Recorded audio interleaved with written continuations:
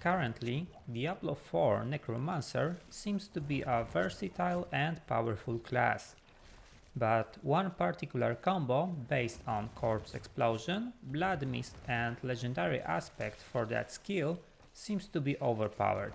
In this video, I would like to show my approach on building Necromancer based on this synergy. Main combo is based on synergy between Corpse Explosion and Blood Mist, provided by legendary aspect for this skill. That's the aspect I'm talking about. It makes Blood Mist to trigger Corpse Explosion, and at the same time it decreases its cooldown for each exploded corpse, which often allows us to have this skill at no cooldown. One of two core skills is Blood Mist.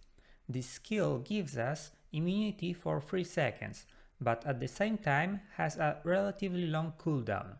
That's why I maxed out this skill in order to decrease its base cooldown, which will be further decreased by exploded corpses thanks to the legendary aspect. I also decided to pick up an upgrade that makes Blood Mist spawn corpses every second. When facing groups of lesser enemies, this upgrade can trigger chain reaction even when there are no corpses laying around. Another core skill is of course Corpse Explosion. I also decided to max out this ability in order to increase its damage and chances for chain reaction. On top of that, I upgraded its range and damage dealt to slowed enemies, which will synergize with my skeletal cult mages. Now that we've covered the basic combo, I would like to move on to the corpse generation mechanics. This build uses all of the available summons, and 2 of them had the ability to generate corpses. I'm using skeletal warriors in Reaper form with 15% of spawning corpses after attack. Additionally, I have my bone golem spawning corpse for every 20% of its lost health.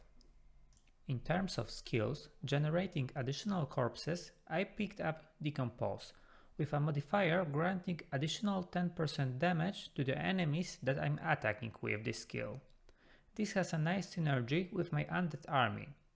I decided to keep this skill at level 1 because its primary goal is corpse generation, not damage.